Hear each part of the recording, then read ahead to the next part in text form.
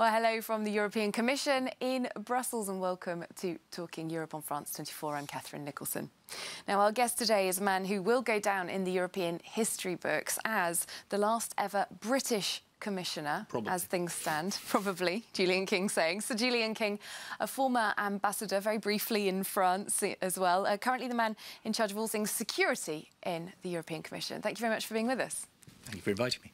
We'll come back to that probably, about whether you'll be the last European Commissioner for the UK in a minute, I think. But first, I'd like to start with something that's been a massive news story in France this week, the shooting in Strasbourg.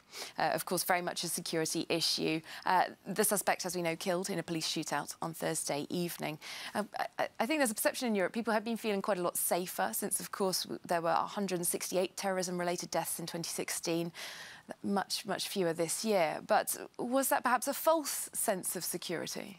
Well, I mean, any death from terrorism is too many. So we have seen attacks. The attacks have continued.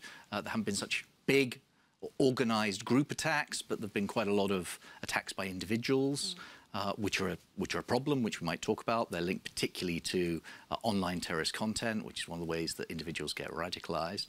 But in general, I think we have to accept that the level of terrorist alert remains very high. In the countries that have been hit by attacks, it's either at the very highest level or, in some cases, one notch down. So while it's really important that we don't let the terrorists win by forcing us to change the way we live our lives, we do have to remain vigilant. And we do have to remain aware that that threat continues to be a very real threat. There is also the question of weapons, how weapons like the one used in Strasbourg are getting into Europe. They are illegal. Well, you're right to raise the question of weapons. We took a decision about a year ago at the European level to change the rules around access to weapons. All the member states agreed to tighten the rules, inspired largely by the examples of France, Britain, countries that have got really tight controls. So, in theory, it is now illegal for normal people to have access to Kalashnikovs, automatics, semi-automatics, or, you know, large magazine size with lots and lots of bullets in. The problem is that that has to be applied in each of the member states. And I have to be honest with you, at the moment, very few member states are applying those rules effectively. And how much can the Commission do about that? France is, but I'm afraid at the moment, Germany less so. So we've written to all of the member states to launch infringement proceedings. We will pursue them. We will take them to court eventually if they are not applying these new rules, which I say again, everybody agreed. What about police cooperation? It seems the suspect in Strasbourg was known to authorities in Germany, Switzerland and France. This raises that same question that we had after we had people coming from Belgium into France to commit the attacks there. The head of security in the Swiss Parliament said, we need to pull our finger out. This case in Strasbourg, once again, would suggest that he's right. Cooperation between police forces doesn't seem to be working. Well, cooperation between police forces is working, and it's got stronger over the last few years. That's partly about some of the measures that we've taken to support that cooperation. But I have to be honest, it's been driven really by the nature of the threat. Everybody now understands that you can't fight this kind of terrorism on your own. You have to work with your neighbours and partners. So anybody who suggests that that cooperation isn't taking place, I would gently suggest they're wrong. But there are always challenges. We have reinforced the practical cooperation. We've used the European agency Europol to work with individual police forces. They're working with the police forces in Strasbourg right now as we speak. We have reinforced the European-wide databases, which are part of the sort of information-sharing infrastructure that all of the police forces use. The biggest one of those databases, the Schengen Information System, was consulted over 5 billion times last year. So you can't say that people aren't sharing information. But it's very difficult. This is very difficult. If someone is determined to try and commit a terrorist attack, it's not easy to have the information at hand to stop them. Well, we'd like to talk about that Schengen system in just a minute. First, though, a little reminder with the report from the France 24 team in Paris about the fact that this wasn't, in fact, the first time that the Strasbourg Christmas market itself was targeted. This from Wassim Cornet. Strasbourg's Christmas market, a symbol of the city, but also the target for several terrorist plots. The event has been protected by a heavy police presence since the 2015 attacks, but the threat is much older than that. In the year 2000, police thwarted an attack against the Christmas market. 4 men linked to Al-Qaeda were arrested across the border in Frankfurt. They had planned on detonating a bomb near the city's cathedral on New Year's Eve. 16 years later, France was again confronted with a wave of terror attacks. 4 men were arrested in Strasbourg. Police found semi-automatic weapons in their apartment.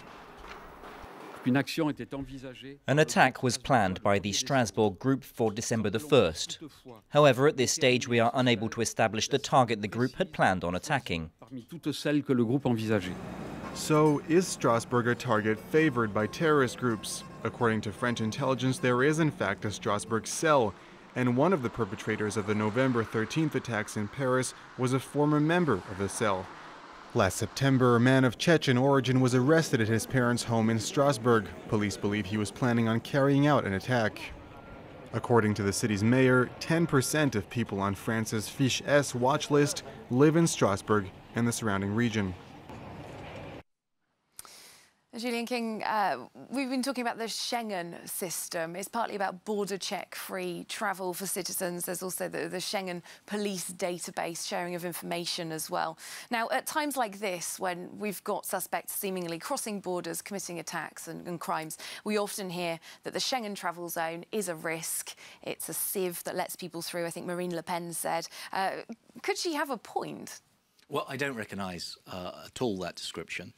We have, and we prize, I think, our freedom of movement within the Schengen area. We have reinforced the controls at the external borders. We've reinforced the checks that take place for everybody who comes across those borders. And we've reinforced the cooperation between police forces within the Schengen area. There's the possibility for countries to have controls if there's a justified case. And in fact, a number of countries have got controls at the moment.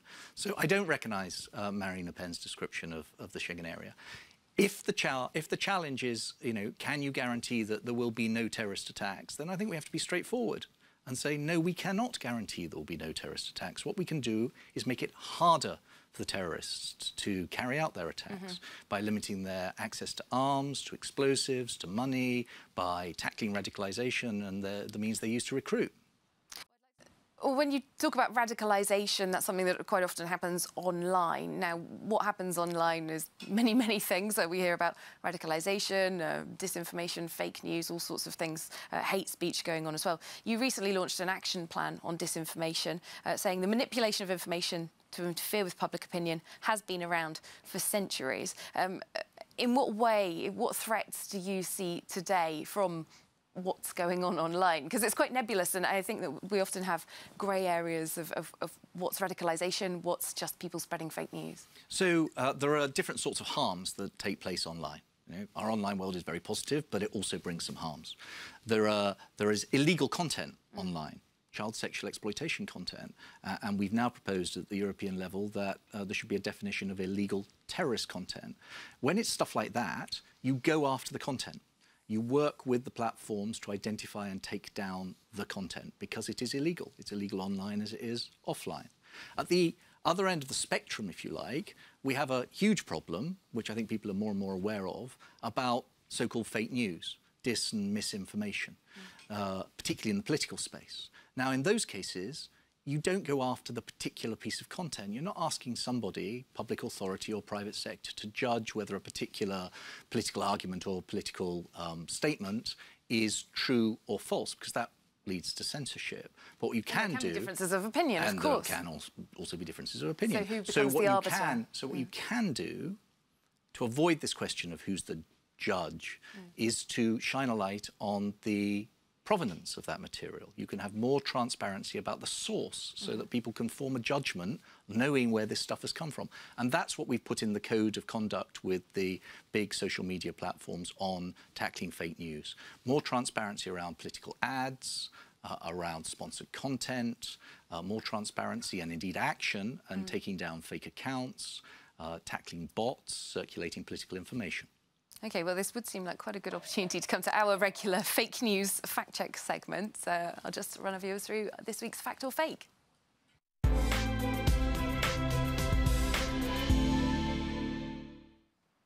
This week, have French gilets jaunes or yellow vest protesters been chanting, "We want Trump"? The story was put about by an American conservative activist called Charlie Kirk on December the 3rd and retweeted by the US President Donald Trump. Well, Kirk's tweet lists claims about the yellow vest movement in France, including that the phrase, "We want Trump," was being chanted in Paris. Well, this same claim was made by several media, including the staunchly pro-Trump American radio host Rush Limbaugh. It seems the claim can be traced back to this tweeted video from a Twitter account in the name of Jack White. Now, you can see a man wearing a Donald Trump mask on top of a bus while a crowd around him chants, "We want Trump." But, as AFP Fact Check have pointed out, this video is not from France or even a recent recording. Compare it to this video of a march in the summer in support of the English nationalist Stephen Yaxley Lennon, aka Tommy Robinson. You'll quickly see it's the same event from another angle. English flags are clearly visible. Nobody's wearing a yellow vest. The police uniforms on the video are not French. And while many French people do speak English, isn't it strange that all the voices heard in the video are doing so? We're filing this under definitely fake.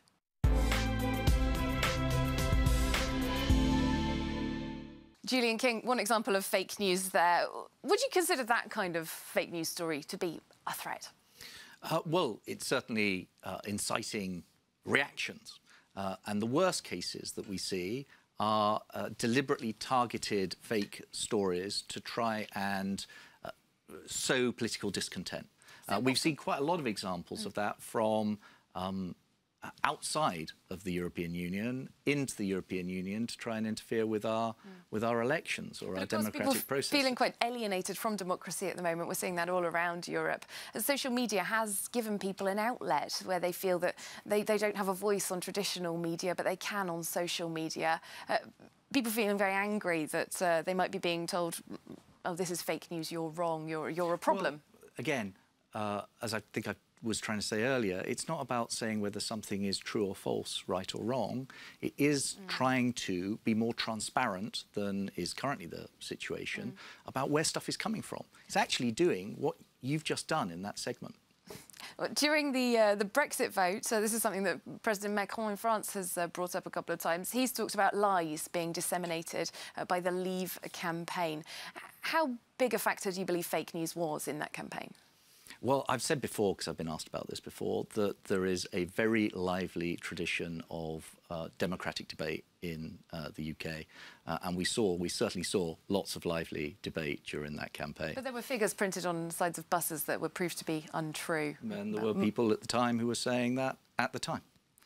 Well, is that something that you think, considering the importance of the Brexit vote to the European Union, maybe there could have been more European intervention or involvement or vigilance during... Well, I wasn't working for the Commission at the time, so you have to ask somebody who was. But if you're saying that, is that an example of something where you should be policing the content? My answer is no, because you should not be policing political content in the sense of saying that is bad content. But you can do exactly what you've just done in that segment and shine a light on the provenance of content. And I think we can do that. There's also some practical things that we can do. There are too many fake accounts and bots circulating political content. And I think we should do something about that. Well, do you think that Facebook and Twitter, for example, are taking this seriously enough? Mark Zuckerberg came for what was billed as a grilling at the European Parliament in May, and he was widely seen by Guy Verhofstadt, for example, to have been let off the hook. Well, you give the example of Facebook.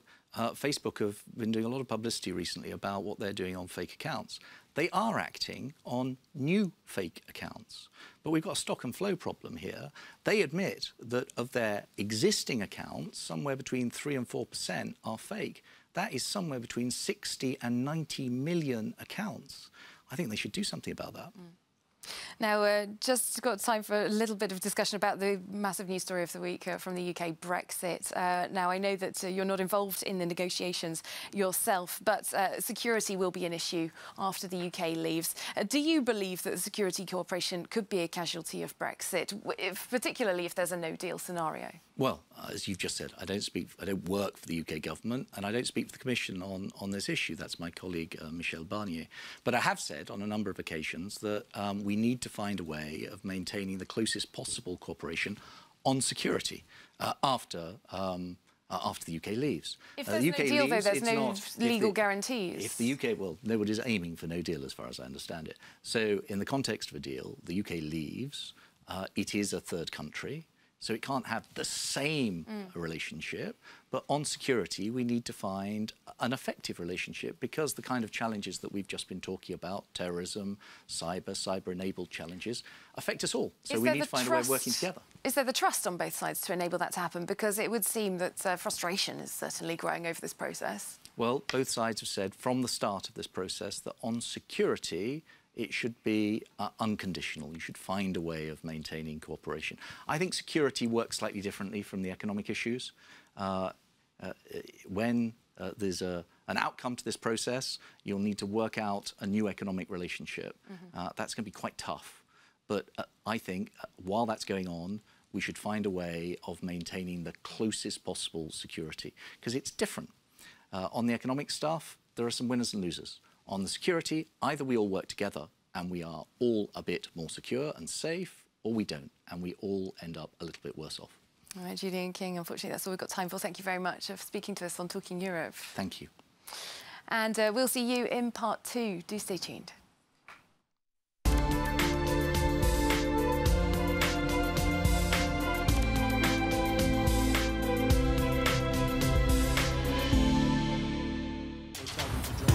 Live from Paris, a debate on the big story of the day with experts, newsmakers and observers. Lots of reactions. Continue the debate after the show is over by sharing your views on our forums. It's my faith and my choice. The Debate, hosted by François Picard on France 24 and France24.com.